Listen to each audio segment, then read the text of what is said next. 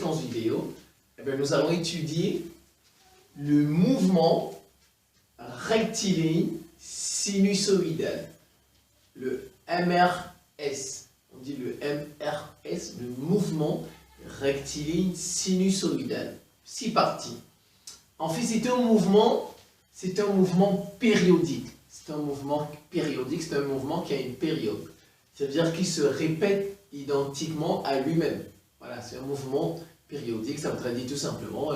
Vous voyez, on va dire périodique, c'est-à-dire comme on dit tous les 3 mois il pleut. Chaque année il pleut, il y a une saison des pluies, il y a une saison où il y a l'hiver, il y a une saison où il y a ainsi de suite. Voici, on dit c'est des phénomènes périodiques. Ça se répète sur une certaine durée.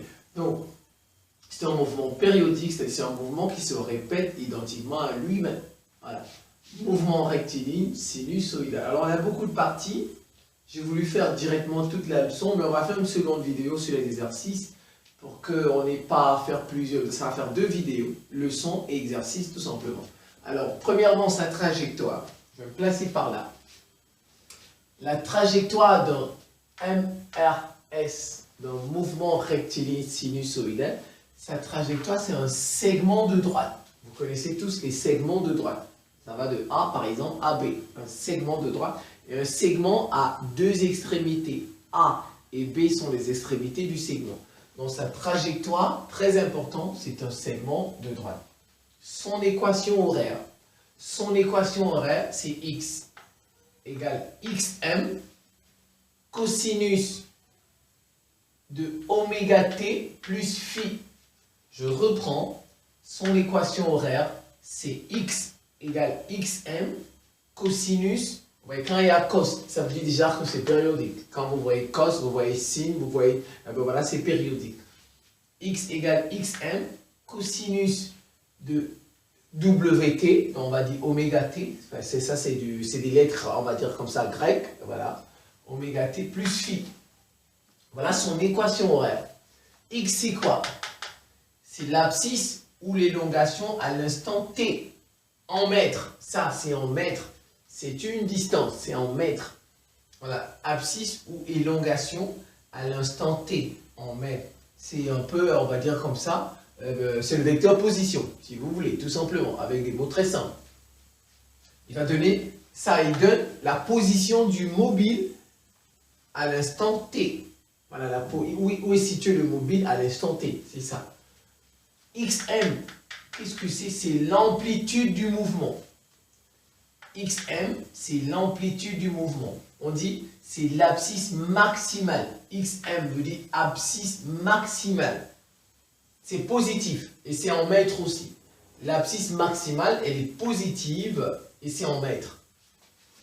Abscisse ou élongation à l'instant T en mètres. Amplitude du mouvement XM, c'est l'abscisse maximale, elle est positive, elle est en mètres. Oméga, oméga, c'est la pulsation du mouvement. La pulsation du mouvement en radians par seconde. Son unité, c'est le radian par seconde. Ça, oméga, c'est la pulsation du mouvement en radians par seconde. Phi, T, c'est le paramètre temps, c'est l'inconnu. Donc voilà, phi, c'est la phase initiale ou à l'origine en radians. Phi, c'est la phase initiale. Voilà. Donc, et maintenant, tout ça, on appelle ça la phase du mouvement en radian. Son unité, c'est le radian. Donc, je reprends. Tout ça, oméga T plus phi, c'est la phase du mouvement en radian. Phi, c'est la phase initiale ou à l'origine en radian. Oméga, ici, c'est la pulsation du mouvement en radian par seconde. Et bien voilà. On a dit sa trajectoire, c'est un segment de droite. Donc, vous avez ici un segment de droite. Ouais, ça, c'est une droite. Et voilà le segment. Vous voyez? Le mouvement se déroule ici. Vous voyez, j'ai barré. Ça veut dire, ici, il n'y a pas le mouvement. Il n'y a pas de mouvement ici. C'est de là jusqu'ici. En passant par l'origine 0. Oh, mais si vous voulez. Donc, ça va de moins XM à plus XM. Le mouvement se déroule ici. Et bien voilà, ici. Ici, ici. On dit sa trajectoire est un segment de droite. Vous voyez ça, c'est un segment de droite. Moins XM, c'est une extrémité. Plus XM, c'est une extrémité. Donc le mobile se déplace sur le segment de droite moins xm, xm. On a dit, c'est l'amplitude, x c'est l'abscisse maximale, vous voyez, xm.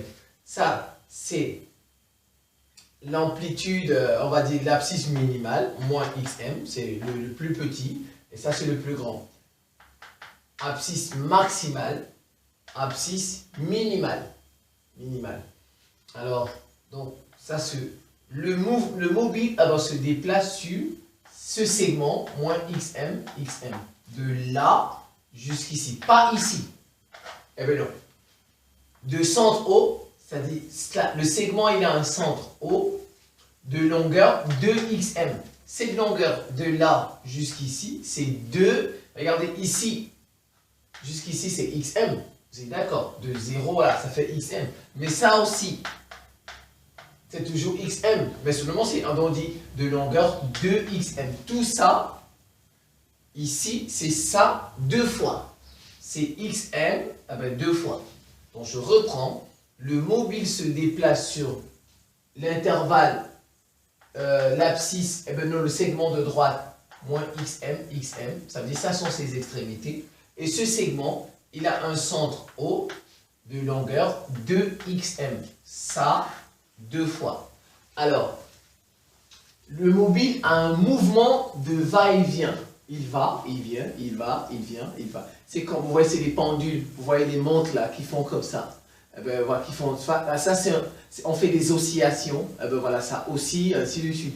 Donc, le mobile a un mouvement de va-et-vient entre moins xm et xm. Ici, entre les deux, c'est un mouvement de va-et-vient, va-et-vient, va-et-vient, ainsi de suite. Exemple, un pendule élastique attaché à l'extrémité d'un ressort. Oui, ben vous savez, parfois les pendules, ça va comme ça. Ah ben voilà. C'est comme une balançoire. Une balançoire, c'est un mouvement de va-et-vient, ainsi de suite. Donc, exemple, un pendule élastique attaché à l'extrémité d'un ressort. Alors maintenant, si phi, c'est 0. Si phi, ça. Si ça, c'est 0. C'est tout, il n'y a plus ça. Oui, c'est tout donc. Alors l'équation horaire devient x égale xm cos wt, oméga t, si vous voulez. Voilà, c'est ça, oméga t. Ouais, si phi, c'est 0, s'il n'y a pas de phase initiale ou bien de phase à l'origine, dans son unité, c'est le radian. S'il n'y a pas ça, on obtient tout simplement ceci. Ah ben c'est ça ici. Alors maintenant, la vitesse. La vitesse, c'est la dérivée. On dérive ça. On dérive ça. On dérive x. C'est tout. Mais regardez, c'est cosinus. Vous connaissez la dérivée de cosinus. La dérivée de cosinus, c'est moins sinus. Cos nous donne moins sin. Ah ben voilà. On dérive. Donc v égale la dérivée de x par rapport au temps. Ça donne moins. Et vous voyez, il y avait déjà, avec cos u, sa dérivée, ça donne moins u', sin u. Donc tout ça, c'est u. La dérivée de ça, c'est quoi? Ça fait ça, oméga. Donc ça donne moins oméga. Donc u', c'est ça, u. La dérivée, c'est, voilà, donc moins oméga xm sinus oméga t plus phi. Voilà la vitesse. La vitesse d'un mouvement rectiligne sinusoïdal. Alors je l'ai mise ici, v égale moins, j'ai écrit tout ça ici, moins oméga xm sinus oméga t plus phi. Voilà la vitesse. Alors, et la vitesse maximale. La vitesse maximale, c'est oméga xm, c'est tout. La vitesse maximale, ça c'est la vitesse, tout ça c'est la vitesse. Mais si on veut avoir la vitesse maximale, Vmax, c'est oméga xm. Et si on veut trouver l'accélération, on dérive la vitesse. Donc regardez, l'accélération, ça devient, voilà la vitesse. Regardez. On dérive encore ça. Ça vient devant, ça devient, il y a déjà le moins. Ça devient moins oméga carré de xm moins oméga carré de xm. Le sinus devient le cosinus. Sin devient cos. Voilà. cos oméga t plus phi. C'est tout. Donc voilà, je reprends. Voilà la vitesse moins oméga xm sin oméga t plus phi, que j'ai mise ici encore, moins oméga xm sin oméga t plus phi. La vitesse maximale, c'est quoi? C'est oméga xm. L'accélération, je dérive ça. La dérivée de sinus, c'est quoi? C'est cos. Et quand je dérive ça, ça me donne, le oméga vient encore, ça fait, c'est pourquoi c'est au carré, moins oméga carré de xm, cos oméga t plus phi. Mais regardez, tout ça, c'est quoi? Ça. Ça. Je vais l'encadrer. Ça. Regardez. C'est x. Ah ben c'est x tout simplement. D'où l'accélération. L'accélération, c'est moins oméga carré x. Moins oméga carré x. Si vous ne pouvez pas mettre tout ça, vous mettez moins oméga carré x. On va terminer par là. Maintenant, si x c'est 0, regardez, si x c'est 0, 0 fois ça, ça fait 0, donc l'accélération est nulle. Donc si x c'est 0, l'accélération est nulle. Voilà, seulement ça quand x est 0. Maintenant, si x c'est pas 0, si x c'est pas 0, c'est-à-dire l'abscisse, pour toute autre valeur de x, si x n'est pas 0, voilà, donc si x est moins ceci, moins cela, ou bien plus 100, ainsi 2, 3, 4, moins 9, moins 5, ainsi de suite, ce que ça voudrait dire, alors le vecteur accélération et le vecteur position sont de sens contraire. Donc je reprends, si x est 0, a c'est 0. Si x n'est pas 0, c'est tout. Ça veut dire que le vecteur accélération et le vecteur position OM, voilà, sont de sens contraire. Sont de sens contraire. Je vous ai mis ici, regardez. Voilà la droite, voilà le segment de droite. Le mouvement se déroule ici. Le mouvement se déroule ici. Ah ben vous voyez, regardez, l'accélération. Voilà, l'accélération, regardez, elle est centripète.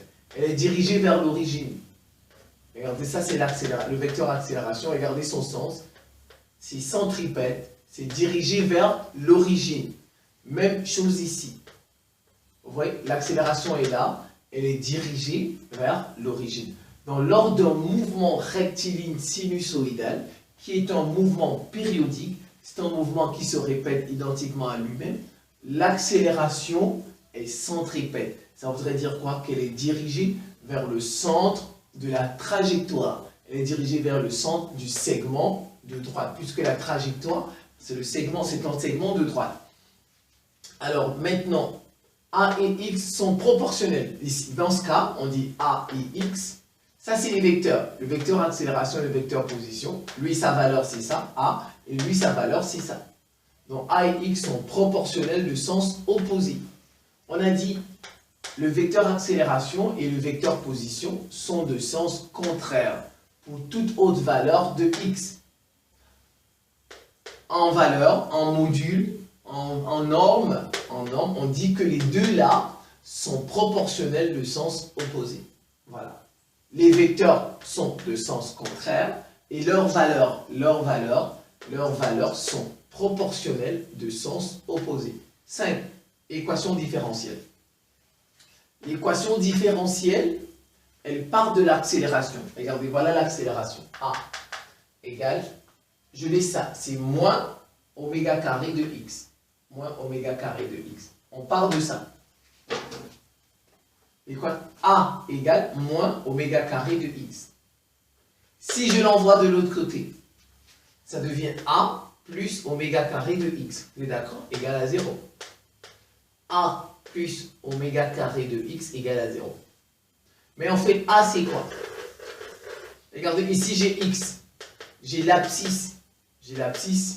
Voilà, ici j'ai A. L'accélération, c'est la dérivée seconde. On dérive deux fois la fonction pour avoir l'accélération. On va dire, l'accélération, c'est la dérivée seconde de la fonction. C'est-à-dire de x, de l'abscisse. Donc j'ai remplacé, donc A, c'est x, la dérivée, vous voyez deux primes comme ça, là, 1, voilà. voilà, on dit dérivée seconde. C'est x seconde plus oméga carré de x. Ça, c'est une équation différentielle. Ah ben, regardez. La dérivée seconde plus oméga carré de x égale 0. Ça, c'est l'écriture d'une équation différentielle. Donc ça, a plus oméga carré de x égale 0, ça c'est une équation différentielle. Ça, en fait, quand vous avez a égale moins oméga carré de x, ça c'est une équation différentielle. Alors on l'écrit comme ceci. La dérivée seconde de x plus oméga carré de x égale 0. Alors, sa solution générale, la solution générale de cette équation différentielle, c'est quoi?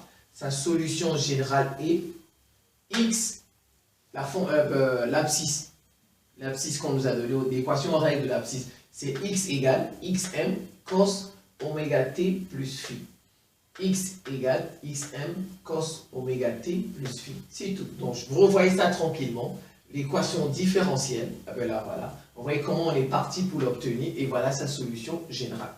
Alors, la période et la fréquence, c'est un mouvement rectiligne sinusoïdal, c'est un mouvement périodique. Ça veut dire qu'il a une période, qu'il a une fréquence. Voilà, quand on a une période, on a une fréquence. La période, ça se note T. La période, c'est T majuscule, grand T.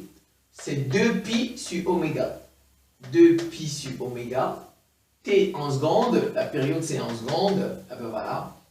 T égale 2pi sur oméga. La fréquence, c'est F ou bien grand N, petit f ou grand N, qui est égal à l'inverse de la période. C'est 1 sur T. Donc je reprends la fréquence, je vais me placer par là. La période, voilà, c'est un mouvement sinusoïdal, c'est un mouvement rectiligne sinusoïdal qui a une période de période T. C'est un mouvement périodique de période T. 2pi sur oméga, c'est un mouvement qui a une fréquence f ou bien grand N égale 1 sur T, l'inverse de la période. En fait, c'est quoi la fréquence? C'est le nombre d'oscillations. Ben voilà, c'est le nombre d'oscillations tout simplement. Alors son diagramme des espaces. Très bien. Ne pas confondre le diagramme des espaces et la trajectoire. La trajectoire, c'est un segment de droite. Mais son diagramme, c'est une sinusoïde. C'est une sinusoïde. Regardez, ça fait ça. Ah ben voilà. Ça, c'est les cosinus, les sinus qui font comme ça. Donc, les courbes des cosinus, des sinus, tout ça, c'est les sinusoïdes. C'est comme ça qu'on les appelle.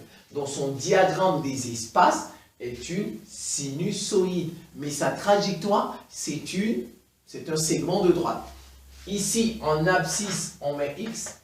En ordonnée au temps pour moi, on met x, l'abscisse x. Et en abscisse, on met t le temps. Alors, le plus grand ici, c'est xm. C'est l'amplitude, c'est l'abscisse maximale. L'abscisse maximale. Et ici, là, moins xm, c'est l'amplitude, c'est l'abscisse minimale. On a dit, regardez, ça va de là à ici. Moins xm plus xm. Ça, c'est l'abscisse minimale. Et bien là, c'est l'abscisse maximale. Et sur le diagramme des espaces, xm, c'est là. Moins xm, c'est là. Que je vous ai mis ici. Ah ben voilà. Vous revoyez ça tranquillement. Ah ben je pense que ce n'est pas très compliqué. On va passer à la deuxième vidéo pour faire un peu d'exercice. Je vous remercie pour votre attention et à très bientôt.